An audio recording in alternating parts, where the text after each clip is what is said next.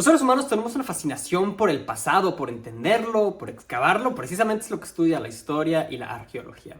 Relacionado con esto es que justamente hace unos días abrió sus puertas por fin el Gran Museo Egipcio en Cairo. Por fin, después de muchos años, de muchos retrasos, por cuestiones de guerras, por cuestiones financieras y por la pandemia. Este se va a convertir en el museo arqueológico más grande del mundo y también el más grande dedicado a una sola civilización, la egipcia. Y este museo representa también mucho todavía sobre nuestro interés y la fascinación que tenemos por la historia antigua. Este museo es probablemente el ejemplo más reciente de la culminación de nuestro interés y nuestra fascinación por la historia antigua. Y aunque no lo creas, todo esto es un poco más reciente de lo que pensarías. Quédate y te cuento un poco acerca de cómo es que redescubrimos el antiguo Egipto y el origen de los museos. Hasta antes del siglo XIX, la historia que conocíamos con cierta fidelidad se remontaba a unos 3000 años. A la época hebrea que se menciona en la Biblia y al periodo arcaico de Grecia. El padre de la historia, Heródoto, en sus viajes a Egipto, recopiló bastante información acerca de sacerdotes y escribas sobre los grandes monumentos y comparó las ciudades egipcias con Nínive y Babilonia, aunque todavía mezclaba algunas leyendas y no proporcionaba muchas fechas exactas. En el Antiguo Testamento y en el Torá se menciona a Egipto, con su relación con el patriarca Abraham, su conexión con Ur, en donde se menciona la tierra del Sinar, que posteriormente se debe identificar que era Sumer.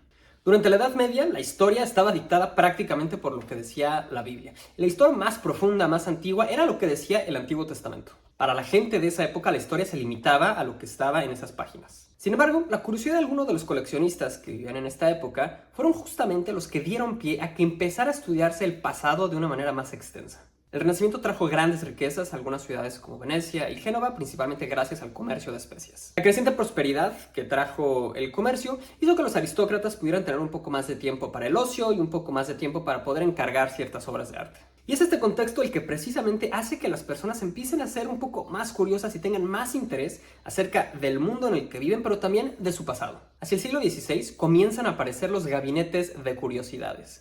Aunque inicialmente parecían ser unas colecciones muy diversas, en realidad lo que enseñaban estaba un poco sesgado y estaba realmente mal interpretado, porque ellos decían, por ejemplo, que tenían fémures de gigantes, cuando en realidad hoy sabemos que eran huesos de dinosaurio. Pero bueno, estos gabinetes de curiosidades y todo esto que traían consigo fue lo que dio los orígenes realmente a los museos, que las personas, los aristócratas que podían ir a recorrer el mundo, tenían estos tours en los que podían coleccionar estas peculiaridades que después las traían de regreso, incitaban el interés de las diferentes personas y así es como también poco a poco se empieza a incentivar la ciencia y la investigación. Estos gabinetes fueron una manera bastante novedosa en su momento para poder interactuar con el mundo que estaba fuera de nosotros porque las personas no podían viajar y una manera también de tener una ventana hacia lo que era el pasado. Hacia el siglo XVIII empieza a crecer el interés por una antigüedad preclásica que ya no se limitaba únicamente a Grecia y a Roma que habían dominado los últimos siglos, sino que comenzaba ya a extenderse a otros periodos y a otras geografías, Egipto incluido.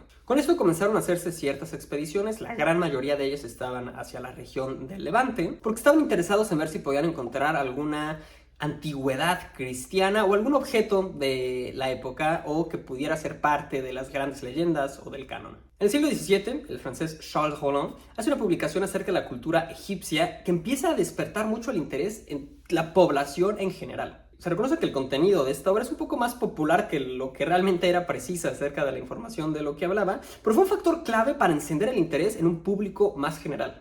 Y después de una serie de eventos, es precisamente esta obra que empieza a desencadenar a través de todo el interés que hubo en Francia, que unos estudiosos años después acompañaran al ejército de Napoleón cuando hizo la invasión a finales del siglo XVIII. Las investigaciones napoleónicas que se hicieron en Egipto dieron pie a que comenzara el turismo de trofeos. Con esto empezaron a ir muchísimas más personas interesadas en esta nueva cultura y esperando que pudieran ir y llevarse algo de todas las excavaciones que se estaban haciendo en los sitios. Después de la expedición de Napoleón empezó a haber también otras expediciones científicas para tratar de excavar muchísimo más en esta historia. Además del turismo de trofeos, la comisión de Napoleón y las otras comisiones científicas de la época empezaron a despertar el interés en el siglo XIX en la posibilidad de que hubiera una historia mucho más profunda y mucho más antigua de lo que habíamos pensado.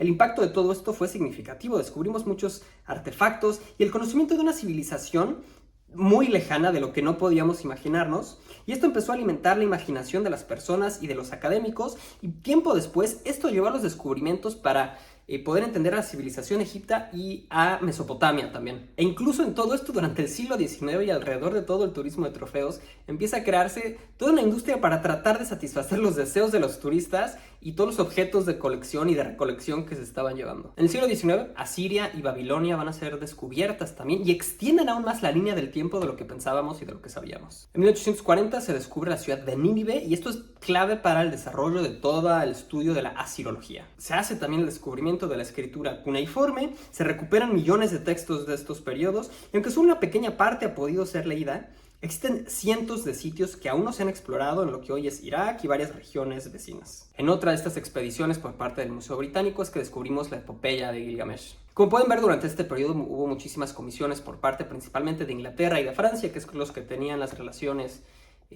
con los países de esta región, y por eso museos como el Louvre y el Museo Británico tienen muchísimas piezas acerca de toda esta época en donde se empezó a estudiar exhaustivamente el área del Antiguo Egipto. Vaya, a lo mejor desde que somos pequeños nos dan un libro de texto acerca del Antiguo Egipto, de las momias, y quizá incluso en clases de primaria llegamos a escuchar acerca de esta civilización que estaba en el río Nilo. Sin embargo, realmente no fue hace tanto que empezamos realmente a descubrirlo, a entenderlo, y que esta civilización puso un nuevo límite sobre lo que conocíamos en el mundo y en dónde terminaba el pasado de la humanidad. Todavía hay mucho que tenemos que aprender, pero este nuevo museo, el Gran Museo Egipcio que acaba de abrir, es prácticamente una especie de santuario en el que muchísimas de las piezas regresan a su lugar de origen, en el que se expone todo acerca de la civilización egipcia. Ojalá, si tienen la oportunidad de ir, vayan. Yo también lo haré en cuanto tenga la oportunidad. Y nos vemos a la próxima.